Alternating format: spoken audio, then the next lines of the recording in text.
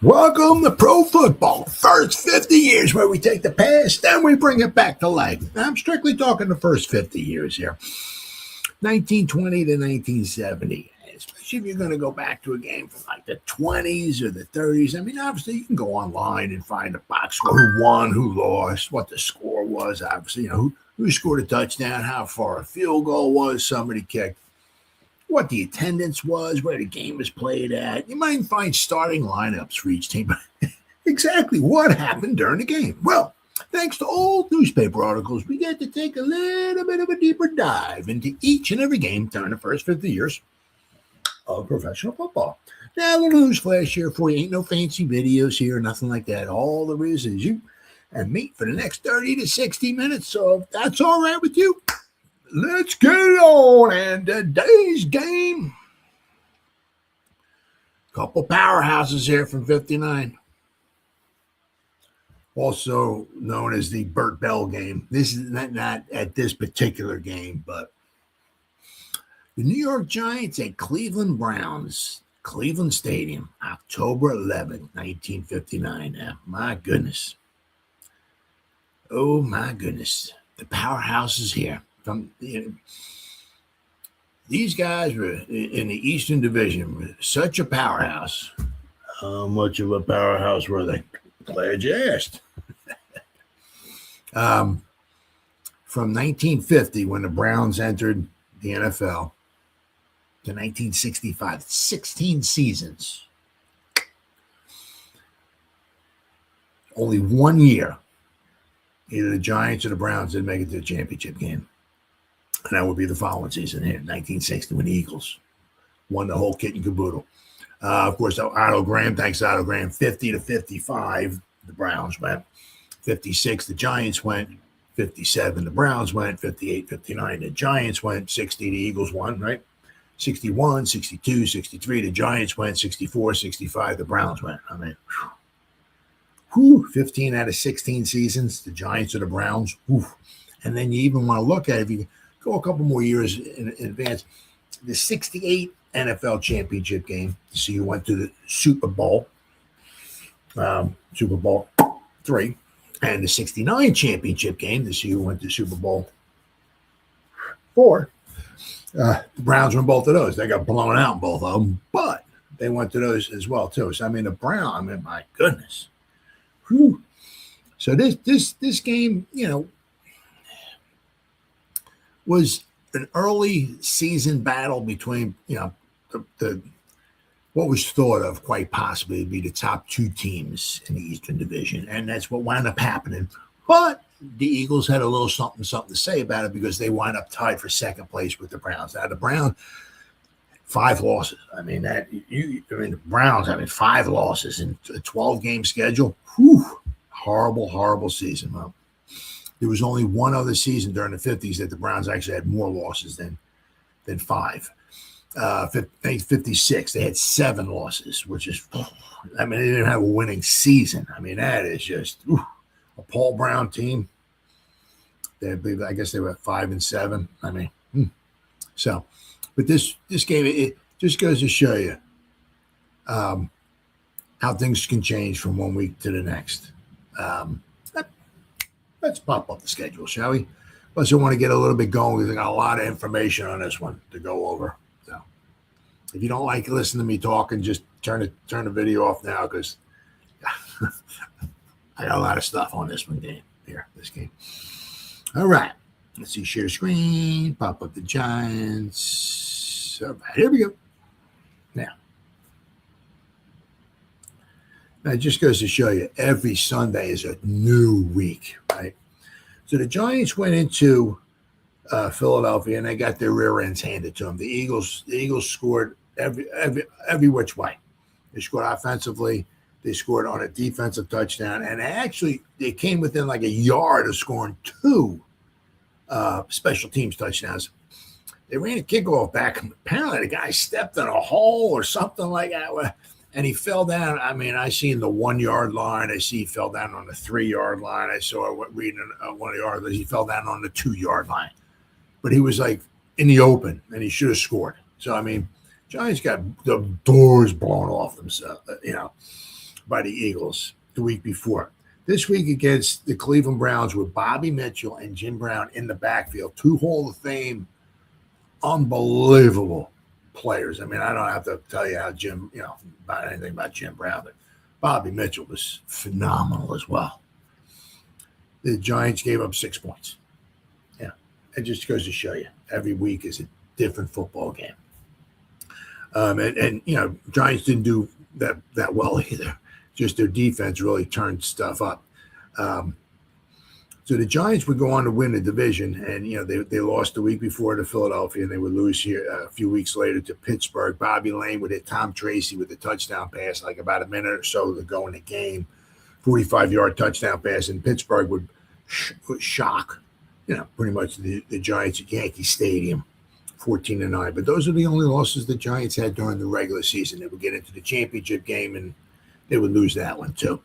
But you'll notice the Giants just had to be like licking their chops because they knew after this game was over, they were finally going to go to play a game in Yankee Stadium. Because if you look, they played 6 preseason games, and this would be their 3rd regular season games. They played 9 games, and they haven't played at all at home.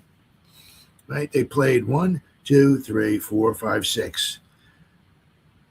Preseason games on the road. Then they played the Rams at Memorial Coliseum. Then they played at Franklin Field. Then they played at Cleveland Stadium. 9 games, haven't played at home yet. But with that in mind, right, they played 3 of the regular season games. They had 9 games left to go in the season. 6 of them would be at home. So that was a comfort for them. So they knew it, man. If they could get past the Brown game in 2-1 and have 6 of the final 9 games at home, man, they have a good chance of maybe winning the division. And, that's what wound up happening. Actually, they went up kind of, easily winning it because they were 10-2. The Browns were 7-5. So let's show you the Browns here real fast. Yeah, the Browns were in it. They lost the first game of the season. I mean, once again, just goes to show you. Now, the Steelers were tough. Didn't maybe always have the greatest offense in the world, but they were just tough. They've always been tough.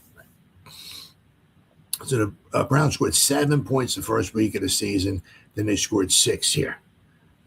So they were 1-2 after this. But they were only 1 game out of first place. After the first 3 weeks of the NFL season, 1959, there was only 1 team that was undefeated. Vince Lombardi's Green Bay Packers were the only team. They were 3-0. Everybody else had a loss. So even though the Browns, after this game, they lost 10-6, then they were 1-2. There was still only 1 game out of first place. And, being the Browns, they still certainly had a shot at winning a division title. No questions asked about that. But then what they did? They won the next 5 games. So they were 6-2. They were right there, right at the top with everything. Then they lost another tough one to the Steelers here. They lost 21-20. Then they lost another 21-20 to the 49ers. Then the Giants blew them out at Yankee Stadium. That's another video I'll be doing on that one. And then they finally won the last game of the season to finish 7-5. So, that's really Paul Brown-like. 7-5 is, very bright. But as I said, you'll notice here, they lost, they lost a 4-point loss here to the Giants, and they lost 2 1-point games right there. So, but that's why every game matters, especially in a 12-game schedule, unlike the 17 games that we play nowadays. All right, as I said, this game is played at Cleveland Stadium, so let's go to Cleveland Stadium here. A little Wikipedia action. As I said, I got a lot on this one here, so I'm going to see if I can start. There we go, Wikipedia. All right. Now, once again, Cleveland, just a beautiful stadium. Beautiful, beautiful stadium.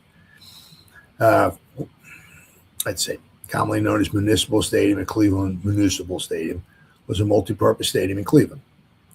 It was one of the early multi-purpose stadiums. It had the Indians and the Browns.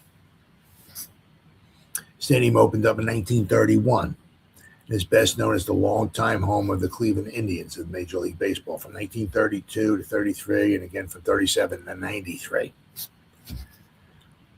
So the Cleveland Browns in the National Football League from 46 to 1995. Now 46 to 49, they were in the All-American Football Conference. And then to 1995, Actually, Bill Belichick was their coach in 1995. Yeah, shame. Stadium hosted 3 All-American championship games, 6 NFL championship games.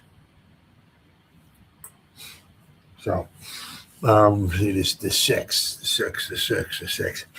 They have 50, 52, 54, 64, 64, 65, 60, 50, 52, 54, 56, 57, 60, 61, 64, 65, 68.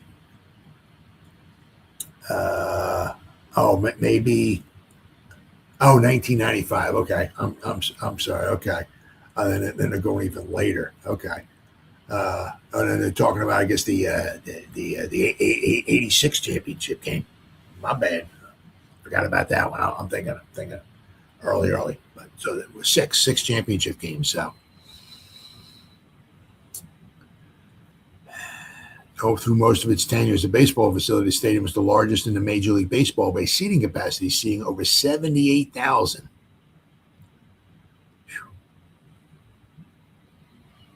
Of course, good old Art Modell took over control of the stadium from the city in the 70s. He's the one that moved them to Baltimore. Can't stand that guy. But we got it right here, Cleveland Stadium under construction. I mean, you can see like the shell of it, right? Everything. Right, 1931. I mean, a lot of things, boxing matches and all kinds of stuff. Lots of rich history with the Indians. The Browns, originally members of the All-American Football Conference, began playing at the facility in 1946 and played there through 1995. So, 50 years? I mean, man, 50 years. Stadium was the site of the All-American Championship game at 46, 48, and 49. All Browns wins, and the Browns won in 47 as well, too. All right, here we go. The Browns joined the NFL in 1950 and hosted the championship game. Okay, 50, 52, 54, 64, 68, and 86. Right.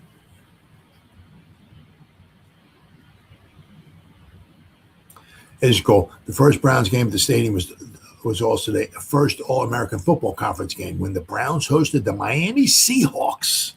Oh, yeah. On September 6, 1946, the Browns won a game 44-0 and drew over 60,000 fans.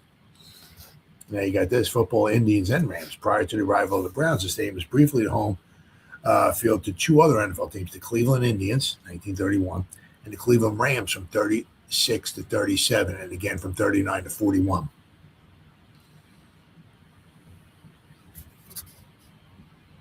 The seating capacity, it's just crazy. I mean, it's 83,000.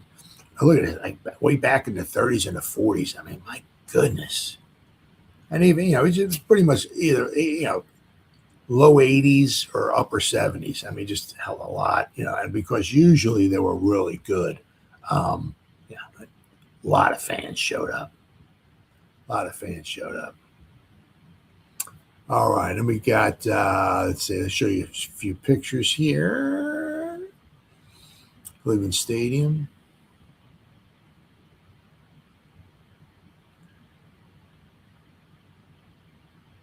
There it is right there.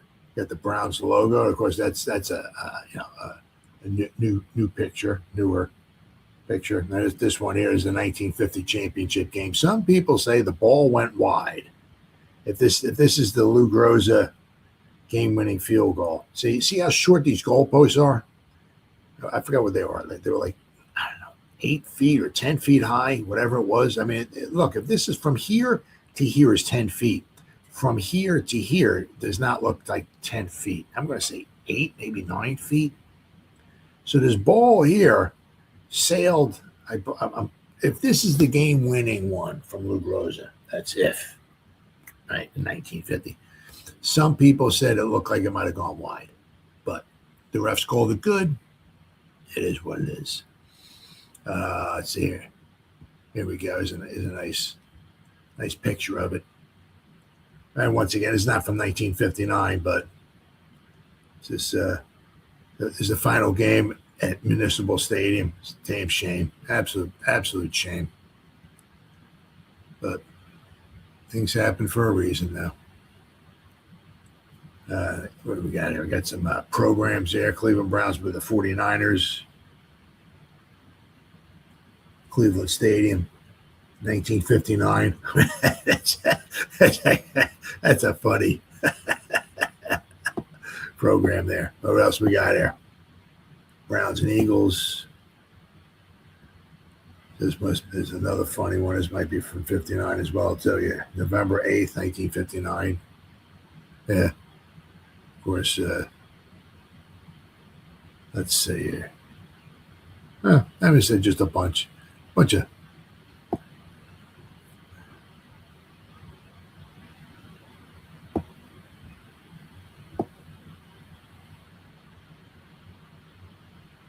let's see here. Oh, here we go. I don't know. I mean, this is obviously two of the all-time great Browns. Period. Paul Brown and Otto Graham.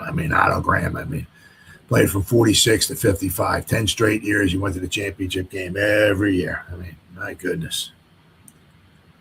Yeah, you talking about GOATs, right? 10 straight championships, and he was 7-3 in those championships. Here's Paul Brown coaching on the sideline. Look at the helmet and all of that and everything. I don't know what year this is. But I remember he would call plays, and the guards would run the plays in. I think it was the guards would run the plays in. Yeah, but just a great stadium, great place. There's another picture over there. Hey, Cleveland Municipal Stadium. Yeah, it's just a shame. Sometimes it's a shame because Cleveland Municipal Stadium. Because it's a shame. Because sometimes, old say they sometimes they get saved, sometimes they can't. Sometimes it's just better just to get rid of them and build something else or move it someplace else. It is what sometimes why is like Wrigley Field and Fenway Park still around? Why is the Memorial Coliseum, out Los Angeles, why is that still around? And other places like Cleveland's. It's not shame because that's when I was growing up. That's what I remember. Cleveland, the Browns playing there. The memories. All right, so let's get going here. I got let's see here. Got a little bit of pregame action here. So we got the Lima News. The October 11th, 1959 edition of the Lima News. Got a little pregame talk here. What we got going on here? All right, share the screen. Lima News. Here we go. October 11th, 1959. Here come the Giants again. And there he is. There's the man, Jim Brown. It was more than half an hour before the game between the Giants and the Browns was scheduled to get underway, and you could almost sense something unusual was about to take place. This was early in November of the last season in 58. The Browns had already played 5 games and won them all. It appeared at this point that they were unstoppable. No Plum's passing. Oh, you got to refresh. They're performing a security verification. Let's see. Do I pass? I passed. Okay. Milt Plum's passing had been adequate, and the running of Jim Brown and Bobby Mitchell had been superlative. The Browns had shown a 3-threat attack that had even opposing scouts believing the Eastern Division race was all wrapped up. Giants were coming into this virtually counted out of the race. They had already been beaten twice by Philadelphia and the Cardinals. Whew. Additionally, the quarterbacking had been so inept that just a week previous, coach Jim Lee Howell had been forced to remove Charlie Connolly from the game because Yankee Stadium fans had subjected him to such an unmerciful razzing. Wow. But the Giants always play at their best against the Browns, as they would in this game, too. And so there were some diehards among the New York sports writers who had hopes of an upset. For a week previous to the game, the stories had been filtering out of New York. The Giants' middle linebacker, Sam Huff, was going to be assigned to the sole task of tackling fullback Jim Brown on every play. Those who had been watching Brown perform his prodigious feats for close to 2 seasons snickered at the suggestion one man could stop him. Huff had openly predicted he would turn the trick and even invited writers to keep their eyes pinned on his number 70 jersey so they wouldn't miss any of it. Now, as both teams ran through plays in the pregame warm-ups and the huge crowd of 60,000 plus poured into their seats, everyone in the press box kept their eyes glued on Huff and Brown. The usual conversations about the outcome of the Ohio State-Notre Dame games on the day previous were suspended. We all were anxious to see if Huff could carry out his boast. The game began. The first time the Brown got the ball, Bill Plum faked handoffs to his 2 halfbacks and then gave it to Brown, who headed towards that hole that had been created off tackle. Because of Huff's pregame promise, all eyes remained on him during the build-up to the play. Huff never moved with either fake. He kept his course guided for the spot where Brown must come. By the time the Browns' fullback reached the hole, Huff had to. They met with a crash, and Brown went down. The play gained exactly 1 yard. From here on, interest in the duel between the two increased in intensity as the game went on. They battered each other unmercifully. Only once did Brown get by for a long yardage, and that time he went 58 yards for a touchdown. But Giants fullback Mel Triplett actually outgained Brown for the day, and the elderly Connolly outpassed Mo Plum. Excuse me. Most telling of all, Bobby Mitchell fumbled 3 or 4 times in succession and earned himself a spot on the Browns bench for the rest of the season. Whew. The Giants won the game 21-17. In my book, it was this game that the Browns were deprived of the chance to win the title.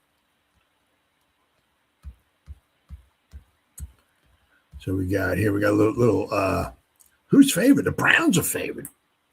Packers and the Browns are favored in 2 of the Sunday's most interesting games. Browns play host to the New York Giants in this key Eastern Division game. The Browns are favored by 3.5 points, although they lost to the Giants 3 times last season, including a 10-0 playoff tussle for the Eastern title. A capacity crowd of 32,150 is assured odds the Green Bay game. The Giants-Browns clash will draw about 60,000. Here we go. Giants nurse injuries. The Giants meet the Browns with several of their men nursing injuries. Most of them will play, but such key men as Alex Webster, offensive right halfback, and Jim Patton, all-league defensive back, are not in top shape. Yeah, the Giants missed Patton last week, big time. Tommy McDonald ran all over him while catching passes, and they really missed Patton last week. Let's see here. All right. Let's see. Next we got, what do we got here? What do we got? We got the Plain Dealer, October 11th, 1959 edition of the Plain Dealer. That's an Ohio paper. Covers the Cleveland area. All right, here we go. What do we got? 60,000. Old rivals. Whoops. Let's refresh that. Frank Gifford and Don Chandler, they're not the rivals. Triple threader Frank Gifford and punter Don Chandler will be out to make it 4 straight victories for the Giants over the Browns today at the stadium. Oh, continued from page 1C. My bad. Let's go here. Don't want to. Let's see.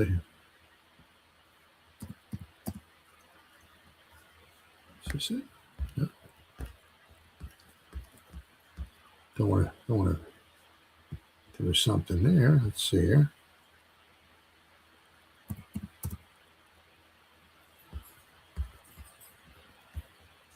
Huh.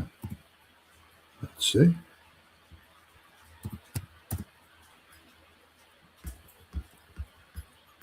Yep. Plain Deal's got a lot of. Is this it?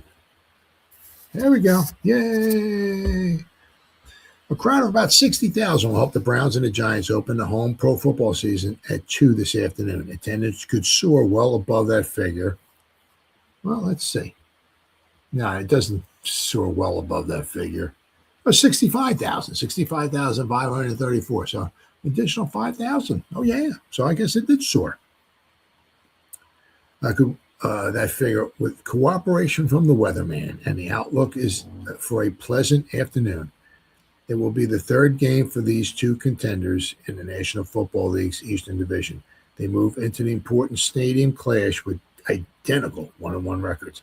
Browns lost to Pittsburgh Steelers in their first showing, but bounced back with a convincing victory over the Chicago Cardinals last Sunday. New York used a reserve twist, upsetting the Rams 2 weeks back. Well, not really upsetting the Rams, because the Rams wound up being one of the worst teams in football this year. But then they lost to the Eagles 7 days ago. Cleveland has been established as a slight favorite. All right, let's go back to the slight favorite. Despite the fact that the Browns dropped 3 games to the Eastern Conference champions in 1958. Last of those was a 10-0 playoff defeat in the Yankee Stadium. Yeah, so the Giants would beat the Browns 2 times this year. So the Giants would beat them 5 times in a row. Both teams have injuries to key performers. Cleveland probably will be without Gene Hickerson, second-year guard from Mississippi, and Ray Renfro, flanking back and a long-shot pass receiver. Hickerson, one of the messenger guards, has a sprained ankle. So that's what it was. It's Paul Brown. He gives the play to the guard, and he runs the play in. Sprained his ankle and spent the first 3 days of the week in the Marymount Hospital. Wow, that's a heck of a sprained ankle. Chuck Noll, I think we know who he is, right? Is ready to go at that spot. It is possible that Paul Brown will decide to use John Wooten, the other signal carrier, all the way and alternate his ends. Both Frank Clark and Rich Kreitling will see action if Renfro can't play. Ray has an extremely sore arch, which hasn't responded to treatment. Jim Patton, fleet safety man, and Alex Webster, a bruising runner, are the Giants' casualties. Patton is recovering from a sore ankle, and Webster has bruised ribs. Don Sutherin probably will fill in for Patton, and Joe Morrison is Weber's understudy.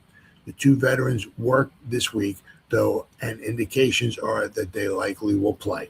Giants, who will play their 3rd game on the road, have much the same club against was so successful against Cleveland in 1958. Chuck Connolly has repulsed the bid of George Shaw at quarterback, but the former Baltimore benchwarmer, George Shaw, may see some action. Frank Gifford, gifted runner, passer, and receiver, is back, and so is Mel Triplett at fullback.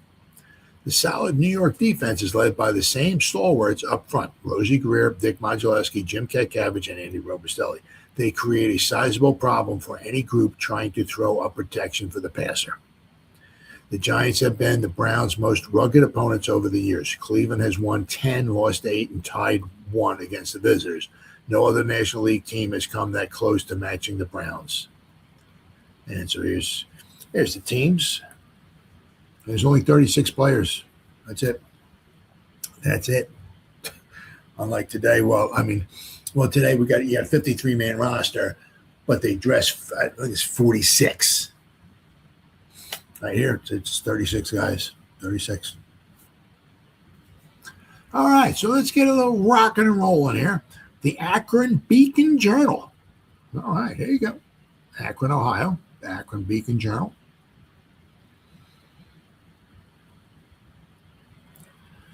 Okay, the October 12th, 1959 edition of the Akron Beacon Journal. What's it got to say?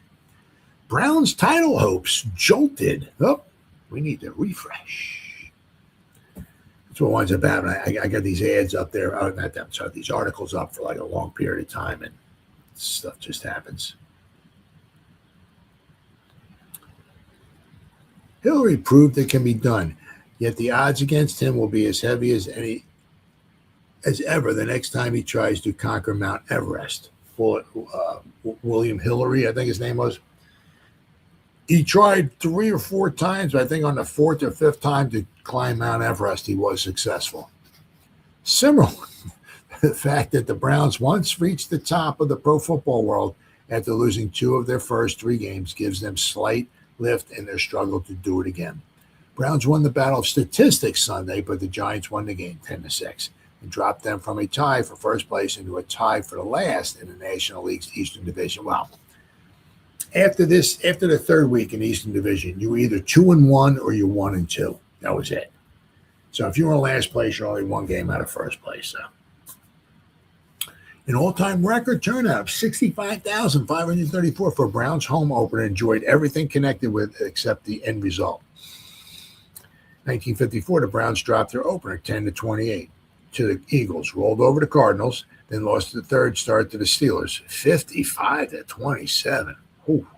But then came 8 straight wins before they dropped a 14-10 decision to the Detroit in a tune-up for their 56-10 romp over the Lions in the championship playoff. Browns had Otto Graham at the controls in 54. However, as Paul Brown painfully recalled after watching Charlie Connolly direct the Giants' victory Sunday, their 4th in a row over the Browns. Connolly is 38 years old, September 21st, and in his 12th year of pro football, perhaps has never been better as a field general or performer. He carried only 4 times for 26 yards, but all were in... Hold on. Oh, my bad. I apologize. I'm going the wrong way here. All were in key situations, the most damaging being his 1-yard sneak for a touchdown 40 seconds before the end of the first half. Connolly hit on 9 of 17 passes for 106 yards, but 4 of these were to Frank Gifford and Bob Schnelker, 2 each for 69 and 80 69 of the 80-yard touchdown drive after Lyndon Crow's interception in the end zone of Mill Plum's pass 70 seconds earlier, as playing time is measured. And there's a picture of Burt Bell. I'm going to go over a little article. Quickly executed offensive, which consumed 11 minutes on the clock in the steeple. Connolly hit Gifford for 24, Schnelker for 15, Schnelker again for 8, and Gifford for 22, the latter reaching the 1-yard line. Connolly was lucky to get this pass off, for the Browns were blitzing him on the play. He was smashed to earth a fractional second too late, and the Browns were penalized half the distance or half yard for roughing him.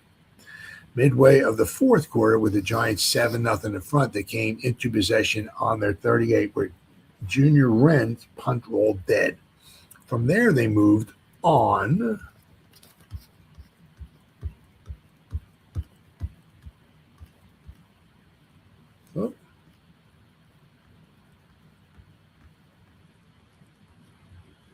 Oh, here we go. Keep going down. Moved on 5 plays to the Browns' 24. The big gainer being Connolly's pass to Schnelker for 24 yards. Stymied briefly on the 24, Connolly held for placement on Pat Summerall's field goal from the 31-yard line. There was 6 minutes left, and the Browns needed most of them to go 80 yards after the ensuing kickoff for their lone score. A pass over the middle from Plum to Bobby Mitchell for 33 yards into 6 points. Sam Huff helped block Lou Groza's kick for a 7th point. There's nothing amazing or surprising about Connolly's play, Brown said in response to a leading question. Graham could be playing as well today as Connolly if he hadn't been talked into retiring at 34. I think you'll find Connolly is older than Otto. He is by nearly 4 months. But Charlie still has that great desire, which is what counts. What's up, buddy? His runs against us were timely and they hurt, but they were also improvised. The Giants don't plan for him as a runner. Brown said he felt much worse because of the 3-day bout with the flu than he did over the loss of the game. We gave it a real good try and just lost. We moved the ball pretty well, but something always seemed to happen. Something Scherzel did. I like that. Scherzel. Not Scherez. Scherzel did. The Browns made 23 first downs. The Giants only had 14. Okay, now maybe we can go all the way up to the top here. Let's see here. let's see, had 139 yards on the ground to 156, but they picked up 211 yards by the air to Colley's only 106. They had an overall advantage. 300. They almost outgained the Giants by 100 yards, and they only scored 6 points. They also had the heck kicked out of them. Don Chandler, best punter in football. Pat Summerall, quite possibly the best kicker in football. Don Chandler, the best punter in football. One of the great punters of our time. Chandler punted 8 times for an average of 54 yards. Twice he kicked out of bounds on the Browns' 4 and 6 yard lines. You got to go 95 yards for a touchdown. I mean, right? Especially if you only get 343 total yards. I mean, it makes it very, very difficult. Once he punted 73 yards in the air into the Browns' end zone. On every exchange of punts, the Giants gained an average of 14 yards. While Summerall's conversion and field goal represent the difference in the score, it was Chandler's superb punting that made a frustrating afternoon for the Browns. It was a windy afternoon and quite gusty, the wind hurting the Browns early in the game when a long scoring pass to Ray Renfro was blown away from him when he was all alone near the goal line.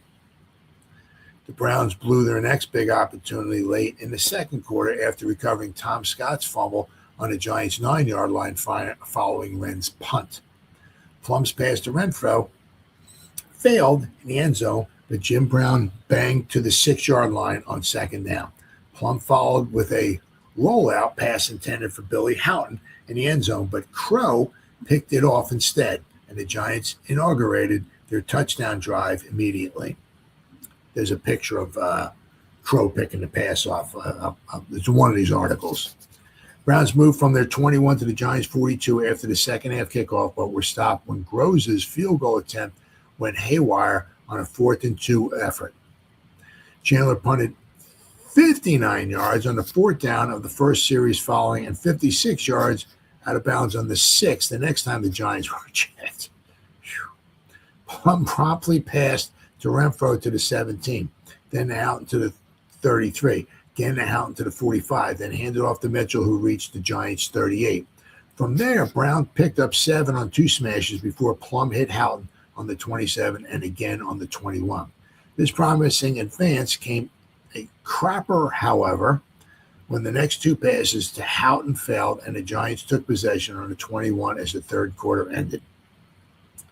Browns put the blitz on Connolly and threw him back to the Giants' 47 before Chandler's next great punt rolled outside on the 5-yard line. Plum's long pass for Renfro on the first play was spoiled by Dick Lynch at the last moment as a touchdown appeared imminent. Plum's next pass was to Houghton but failed to count as it was ruled caught out of bounds near the 45.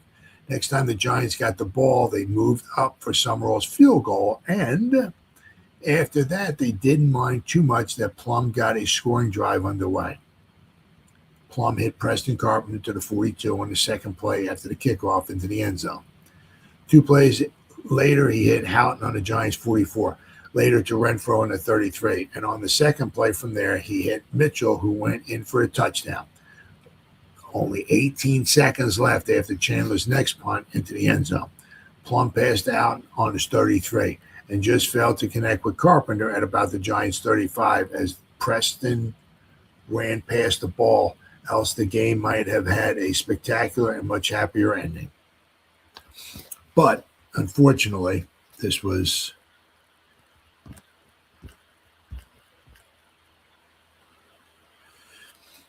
Burt Bell would pass away watching a football game. He was watching the Steelers and the Eagles play each other at Franklin Field. He was the commissioner. Very, very popular, successful. Certainly, if he was able to stay alive, he certainly was well capable of carrying football into the 60s. But Stunt National Football League owners prepared today for a bitter behind-the-scenes struggle to find a successor for Burt Bell, the dynamic commissioner who helped build pro football from a sandlot operation into a multi-million-dollar business. A chaotic battle between the old guard and the league's new blood was forecast by one NFL official a few hours after the 65-year-old Bell suffered a fatal heart attack at Franklin Field Sunday while watching the sport to which he devoted his life. So, I mean, if he was going to pass away, that was it. He was in heaven watching a football game. So, under the league constitution, NFL treasurer Austin H. Gunzel took over as acting commissioner upon Bell's death. However, the bylaws also provide for an emergency meeting of the executive committee not more than 30 days after the emergency, the sole purpose of which shall be the election of a new commissioner or to install a president in the office of the commissioner until the annual league meeting. George Hallis was a candidate. Edwin J. Anderson is a president. Was a 56-year-old president of the Lions as a candidate. Even a governor is a candidate. Let's see. Hallis said last night he would not sell the Bears and take the post of the National Football League commissioner under any circumstances. Burt Bell was a great commissioner, the best ever in any sport. But the Bears are my life, and I couldn't leave them, even though professional football is a big part of my life, Hallis said. So, just sad, very, very sad. He had been sick. Well, not sick. He'd had heart trouble prior, and his traveling was supposed to be limited. His health was under watch, because he has had some heart issues earlier. So, he was taking precautions, and, he was, whatever he did, it was supposed to be limited or minimal, or, as I said, he's traveling or whatever like that. So, but I don't know what his lifestyle was like or whatever like that. But, so he had some problems earlier, and unfortunately, but as I said, if it was a place where he was going to pass away, would have been watching a professional football game. He died in heaven, pretty much. So, all right. Now, as I said, I'd probably go on a little bit more about that and all, but, very, very, very, very, very sad. I mean, especially, in the middle of a football game. Absolutely horrible. Okay. Oh, here we go. Here's the New York Times. The October 12th, 1959 edition of the New York Times shows a picture of Lyndon Crow picking that pass off in the end zone. Yeah, here we go. All right. Oops. Started the Giants' victory in his own end zone. Halfback Lyndon Crow leaps to intercept pass intended for the Browns' Billy Houghton, number 86, in the second quarter of yesterday's game. The New Yorkers followed interception with an 80-yard push to a touchdown. So you figure, after this, they had like 170 yards of offense the rest of the game. So the pass is intended back here, right? And he just got in the way of it. That's all. Because, this is something you can do. You don't have to necessarily stand right back here by the guys, because, as long as you get in the way, because, you can only throw it so high. And it was just a bad pass. I don't know if there's a big rush on Plum or what. I have no idea. But Connolly's passes pace a 10-6 victory. Giant star scores to cap the 80-yard march, dominated by aerial maneuvers. They said right here, you can see that, let me zoom this in a little bit here. Right, you can see the Browns had 23 first downs, Giants had 14. Giants didn't outrush them, but Giants only threw 17 passes as well, too. The Browns threw more than twice as many passes. And here, as I said, I say this almost every game. It is amazing how few penalty yards. This one right here. This one right here. That's 1 yard that the Browns had. That was the roughing the passer against Connolly. It moved the ball from the 1 to the half-yard line, and then Connolly snuck it in for a touchdown. That's pretty much the only accepted penalty the Browns had all game. 28 yards in penalties. Nowadays it's almost unwatchable sometimes, the penalty flags that get thrown. Almost makes it unwatchable. They're back at 28 total yards in penalties. The Browns apparently had one penalty accepted on them all game. Chuck Connolly and company, this year's name for last year's Eastern Conference champions, the New York Giants, turned back the Cleveland Browns 10-6 in the National Football League upset today.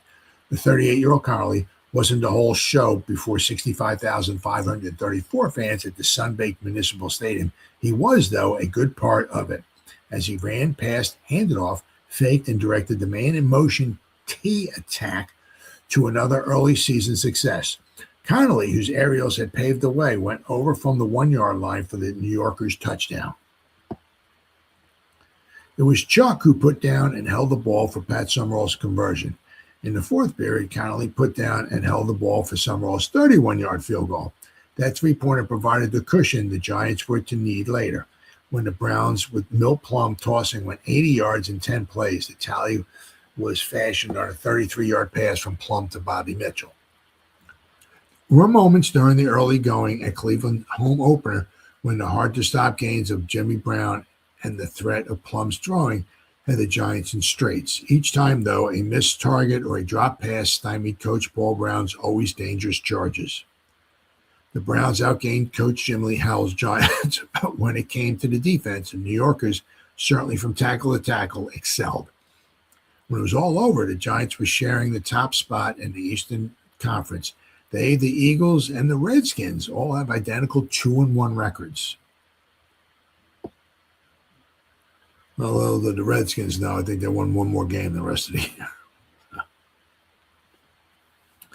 Lyndon Crow, often a GOAT on the defense in the past, was on the right spot in the closing minutes. He was the GOAT. Not the greatest of all time. He had a bad game the week before against the Eagles. He was in the right spot in the closing minutes of the second period because the Giants strolled off at halftime with a 7-0 lead. Crow, the former Southern California man, intercepted a pass from Plum in the end zone. Immediately following the touchback, Connolly engineered an 80-yard advance that put the New Yorkers ahead. The visitors' defense, led by Dick Modzelewski, Roosevelt Greer, Harlan Safari, had checked the home side, and Low Wren had the punt. A boom one to George Scott on the 10, and the rookie from Miami of Ohio fumbled.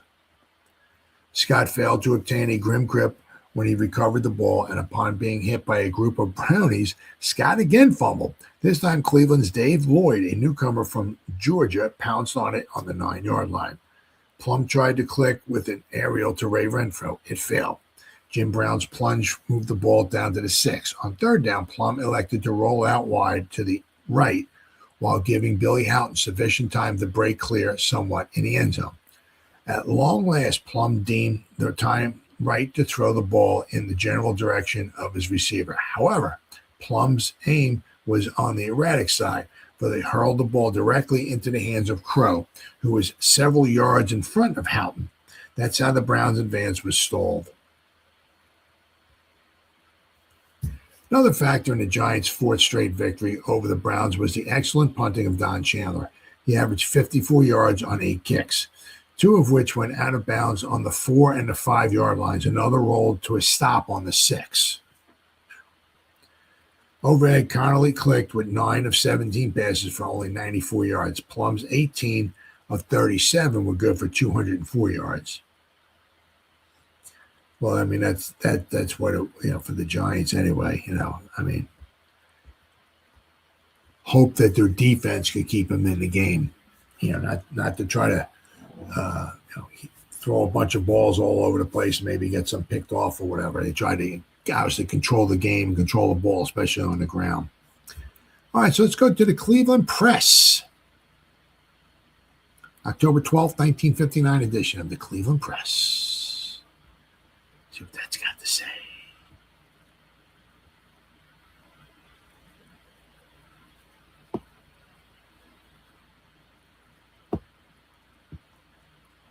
All right, here we go. All right.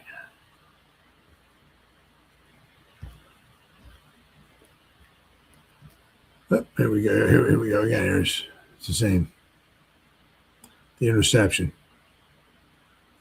They got 2 Brownies standing right here, so it's kind of tough to figure out who they're throwing the ball to.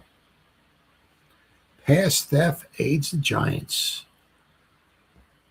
Browns face uphill battle to remain in the race. Whoops. Here we go again. No, let's start over here now. I thought the second guessing season ended with baseball, but I found out yesterday at the stadium that it had only just begun. Football coaches and players are just as susceptible as baseball managers and their employees. In the second quarter, after Milt Plum's rollout pass was intercepted in the end zone and the New York Giants went from there to what proved to be the winning touchdown, the folks around me suddenly knew more than the people running the game, Paul Brown in particular. If you play gin rummy the way you play this game, you're in bad shape, a fellow yelled at Brown. The consensus seemed to be that Jim Brown should have been given the ball every play after Dave Lloyd recovered Tom Scott's fumble on a punt on the 9.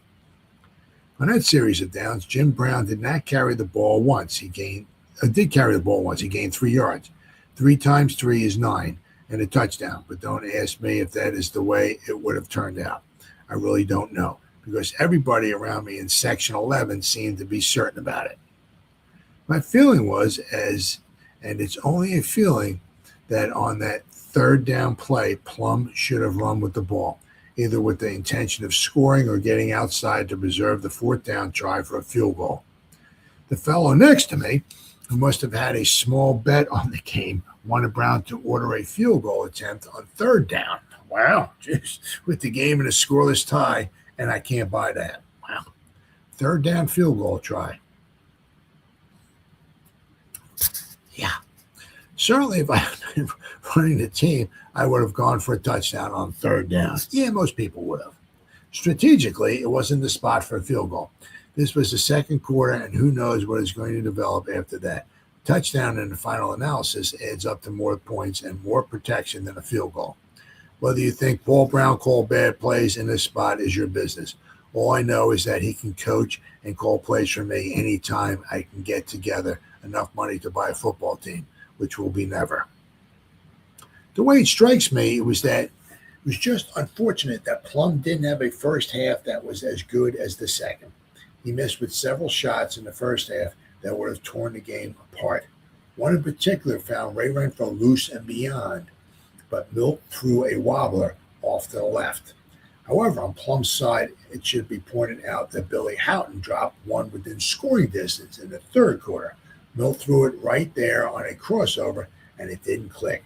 Houghton had his best day as a member of the Browns, but it just happened that he dropped this one. That's life in the pro football arena. It was a disappointing day for more than 65,000 fans, no doubt about that. But I thought the Browns played a good, rugged game of football. They're certainly not out of the hunt for the Eastern Division title. They still got 9 games to go. From what I saw defensively, they were even better than the Giants. We were willing to accept that one scoring splurge in which the Giants went from their own 20 to a TD, with Bob Schnelker and Frank Gifford catching 2 each from Chuck Connolly. Giants are an experienced football team, somewhat limited on the ground, despite Mel Triplett's savage plunges. But they jump on any chance you give them. Like all old pros, they sense a big moment.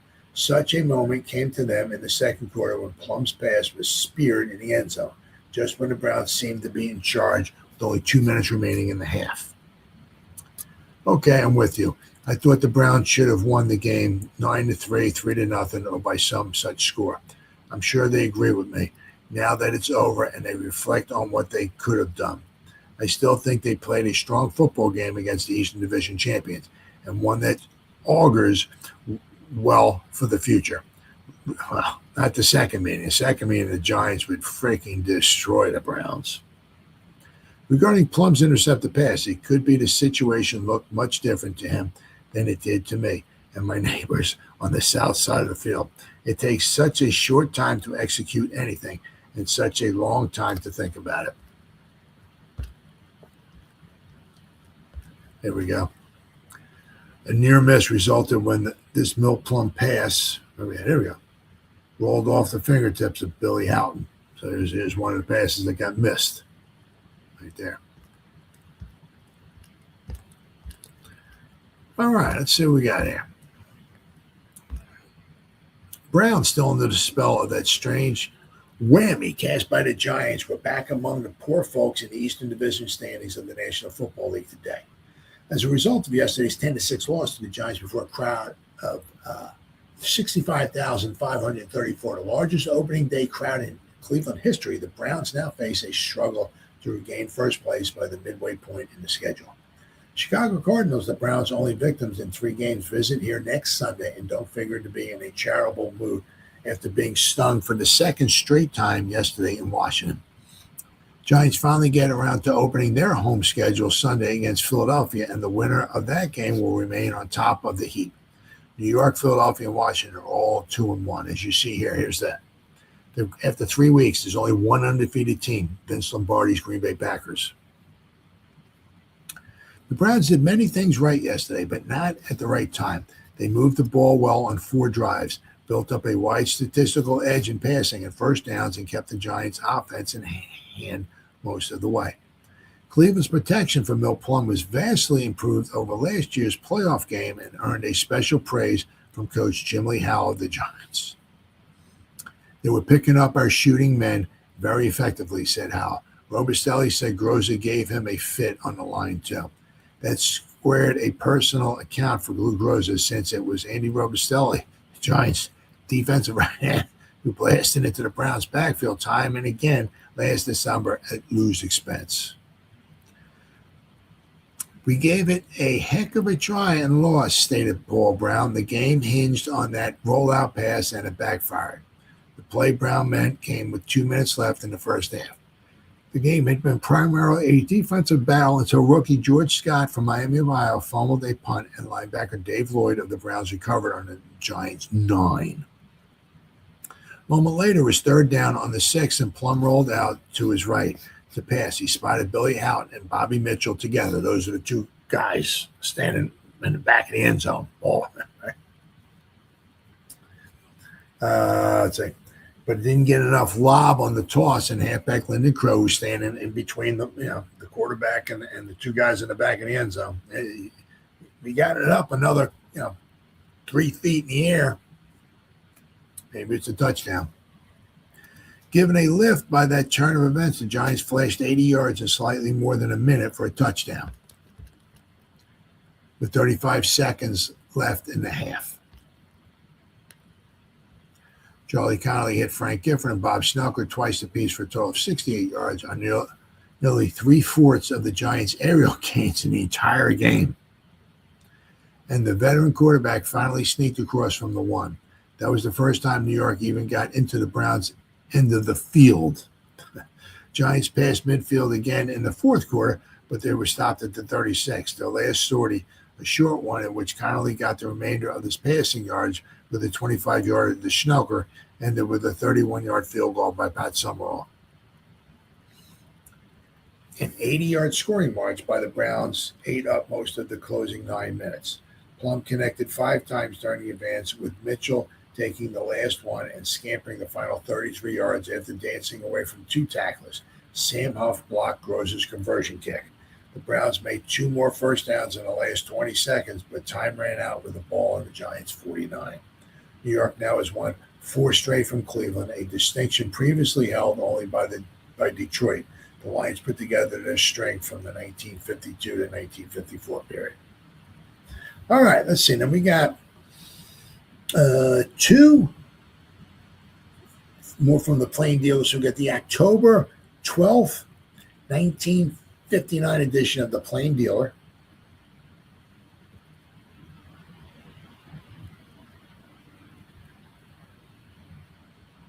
Share the screen, the Plain Dealer. Where are you? All right, here we go. Plain Dealer. All right. Giants hand Browns at 2nd loss. I love these pictures here. 10-6. All right, here we go. Let's refresh it again. It's pretty cool. I love this. Is cool. I love this. Right. No Plums fires and Billy Houghton grabs it for a 21-yard gain, 1 of 7 catches for the Browns end. There it is, right? The ball free. Right? There's Greer right here, Wooten right there, Jim Brown right there, McCormick, right? Plum. Houghton catches the ball. Looks like he didn't have a face mask either. Lyndon Crow, Dick Nolan right here. All right. Plum hits on 18 of 37 tries. Mitchell scores on pass. Crow's theft spikes rally. The usually opportunistic Cleveland Browns didn't take advantage of their one big break yesterday, so they lost to the New York Giants 10-6. It was a bright but windy afternoon at the stadium. With defeats in 2 of the first 3 games, the Browns now face uphill going into the National Football League title chase. The Cardinals, also with a 1-2 mark after the loss to the Redskins, visit Cleveland next Sunday. Victory will be in the must category for both of these Eastern Division clubs. Opportunity nodded to the Browns late in the second quarter.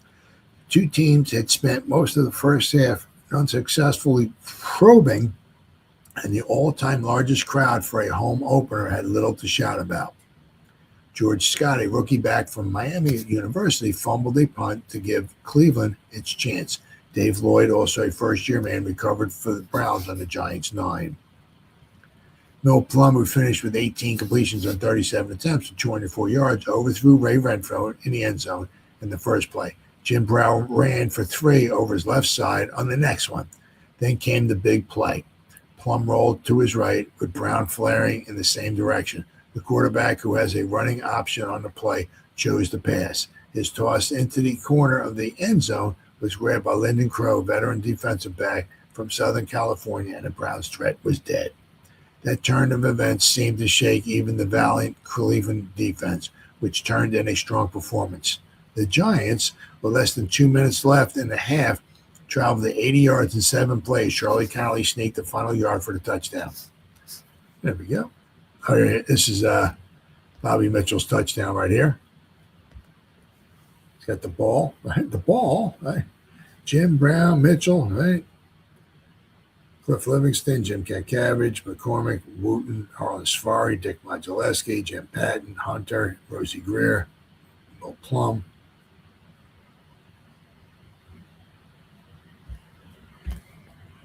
So here we got some of the stats right here.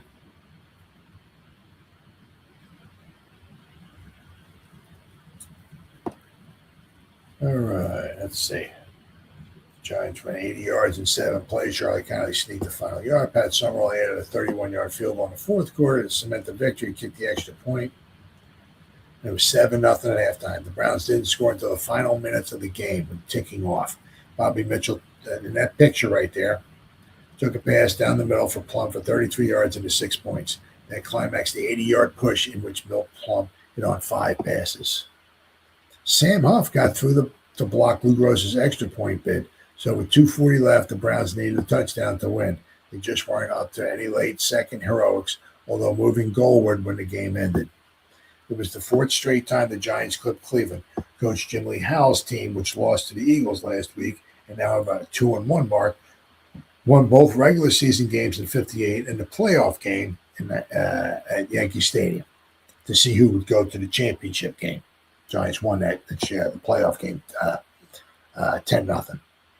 In fact, the Browns had a string of 9 scoreless quarters against the Giants before Mitchell's 6 points. Because you figure the Browns didn't score at all in a playoff game, 9 straight quarters. So that meant that the first 3 quarters of this game they didn't score, and they had a meeting at the end of the '58 season. Apparently, I guess the Browns didn't score in the second half of that game. So, I mean, the Giants' defense held the Browns 9 straight quarters without a point. That's over 2 straight games without a point. I mean, that's pretty impressive.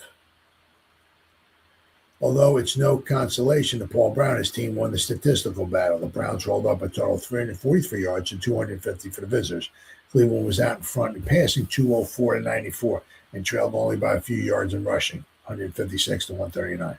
The Giants had a big edge. Let's see here. In punting, Don Chandler, their specialist, averaged 54 yards despite the gusty wind. Twice he kicked it out of bounds inside the Cleveland 10 and once sent the ball down on the 4. Well, it just goes to show you. I think the other one said it rolled dead on the 6 on another article, but yeah. Chandler's punting was one of the biggest factors in the victory, Howell said in the dressing room. Defense, as usual, was important for the team from Manhattan. He gave up 49 points a week back to the Eagles, but the Giants had Jim Patton, key man on his secondary, back in the lineup against the Browns. Plum was able to complete the sideline and crossing variety of passes, but couldn't hit on the long ones. Ray Renfro, who played almost the entire game despite an aching foot, shook loose in the last quarter, but Milt didn't get the football high enough. Jim Brown called on 22 times, gained 86 yards. His longest burst was for 15, so once again the Giants must get a gold star for work against the fullback. Mel Triplett, a Toledo product with 58 yards, and halfback Frank Gifford with 52 paced New York rushing. Billy Houghton topped the receivers with 7 catches for 82 yards, Renfro snagged 5 for 51. After the Giants took the lead, Connolly was very judicious in his throwing. The 40-ish quarterback from Mississippi finished with 9 of 17 for 106 yards. Neither team threatened seriously in the first half until the Browns received the first down opportunity on the new, and there you go, there's the right.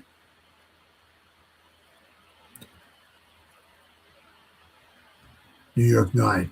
When they didn't take advantage, the Giants came alive and pushed across midfield for the first time in the game. A screen pass from Connolly to Gifford brought the Browns blitzing and got the steam up. It was a 24-yard gain to the 44. Connolly twice hit Schnelker, Nolo Ohio, on the sideline pass to the Cleveland 41 and then to the 33. Triplett bullied through to the 22, and the Connolly to Gifford aerial down the middle carried to the 2. A roughing penalty cost the Browns half the distance before Connolly sneaked over his right side for the score. So the roughing the pass, it cost them 1 yard. Half the day went from the 2 down to the 1 yard line. That was the 1 yard that Cleveland was penalized the whole game. Summerall's 31-yard field goal came with 6 minutes left in the game. It was the lone scoring bid in the third period, or in a period up until that point. The Browns bounced back after that with an 80-yard march climaxed by Mitchell's touchdown. It was too little and too late, though, and with only 3 games gone in the season, the Browns are in trouble. Browns bounce back, though. And here goes let's go, next Sunday, right? The biggest show in football. All right. Okay, so then we got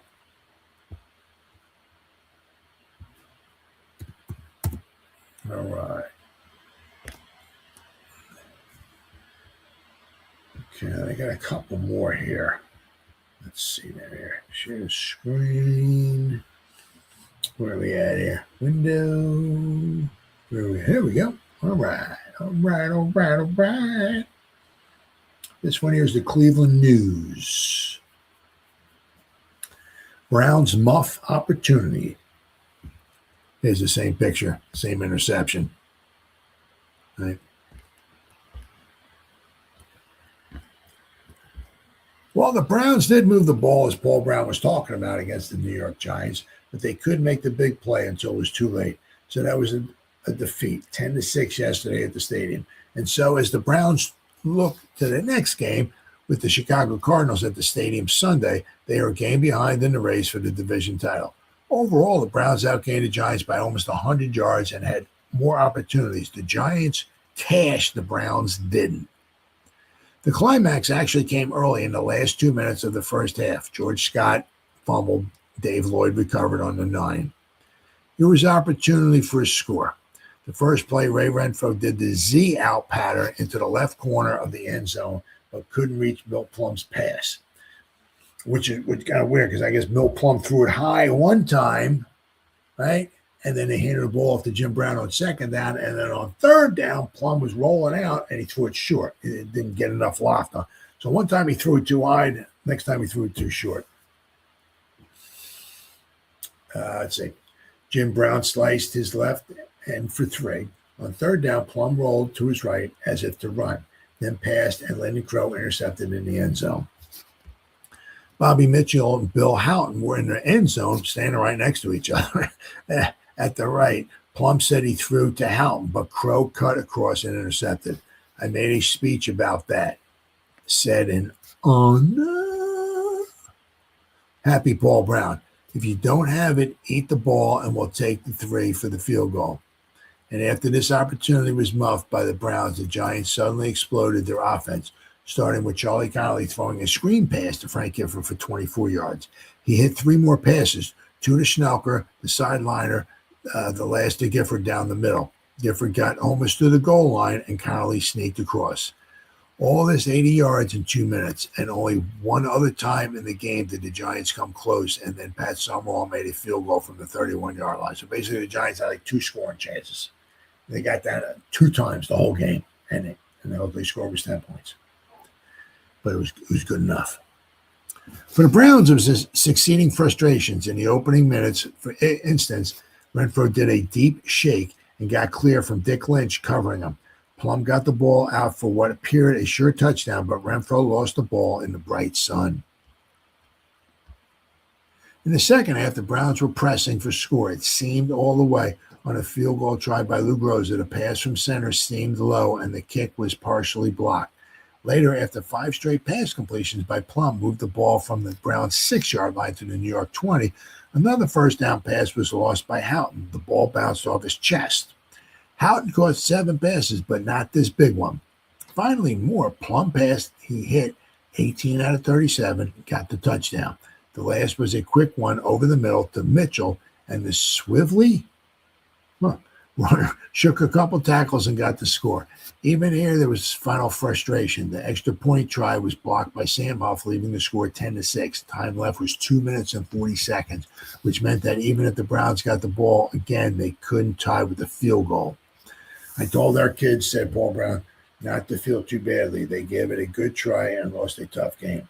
They caught a team in full bloom after being slaughtered last week. The Giants played us real well.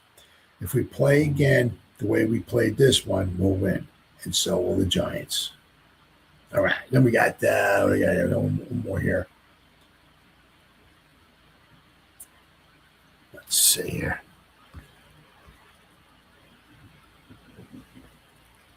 All right. We're playing good football, Paul Brown insists. The Washington Redskins lost the game, and Coach Mike Nixon threatened to fire half the team. And he threatened that a couple times, especially in exhibition, too. Yeah. The Browns have lost 2 games, but Paul Brown refuses to panic. Really, he said today, we're losing while playing good football. We've given it a hard try. We thought we played well against the Giants. He mentioned field goal attempts. We tried 1 and missed. They had 1 and made it and won the game. Browns also had their 1 extra point try blocked by Sam Huff. Brown said Mike McCormick, one of the game's greatest, came to him and told him it was his fault. One of several individual errors that nullified the overall good effort. Sure are a lot of ways to get licked, commented Brown. Things you can't foresee. The decisive play, the rollout pass that was intercepted in the end zone, was tried because Brown said he and the squad, there was a timeout, talked it over, and decided that the Giants being so tough defensively, it would be difficult to overpower them going for a touchdown from the 9-yard line. So that's why they didn't hand the ball to Jim Brown 3 times. It was decided to try for a touchdown with passes, holding to the last resort of a field goal. At that point, a field goal would have been big since the game was still scoreless at that point. I mean, the Giants scored, in like the final minute or so of the first half to make it just 7-0. But then came the interception. That's one way of losing. Today, Brown and his staff are busy planning for the Chicago Cardinals to be met at the stadium Sunday. He has no illusions the Cardinals will be a soft touch despite the big score win by the Browns. And this is also continued, but you get the gist of it.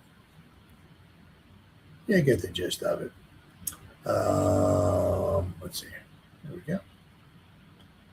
Sharon. So, I mean, once again, it was a tough football game. A tough loss for the Browns. Yeah. Just because, maybe you play better, you got more yardage and all that stuff and everything. It's usually comes down to a few plays, 3-4 plays during the course of the game. And, when the Giants had the opportunities, they made the most of them, even though they pretty much got stymied offensively all game long. The defense came up big, unlike the week before when the Giants gave up 7 touchdowns, although the 7 touchdowns they gave up, 2 of them were primarily like special teams touchdowns. One was a defensive touchdown, but still, they gave up 4 touchdowns to the Philadelphia Eagles. So, I mean, the Giants' defense had a lot of pride back then. They were, and they would wind up being the best defense in the NFL in 1959, especially points per game wise. And so, I mean, this was a big game, big win for the Giants, but I mean, it was still early in the season. There was only played 3 games. The Giants won, and they were tied in first place at 2-1. The Browns lost, and they fell to last place. They were 1-2, but 9 games left to go. Browns only 1 game out of first place. Anything was possible, but as we know what happened in '59. The Giants would go on to 10-2, and the Browns, after 8 games, were still right there. The Browns only had 2 losses. They were right there, but they would fall apart at the end. So that's the way it was on this date, October 11th, 1959, as the New York Giants would take on the Cleveland Browns at Cleveland Stadium. Pro football's first 50 years. Thanks for watching. I'll see you next time.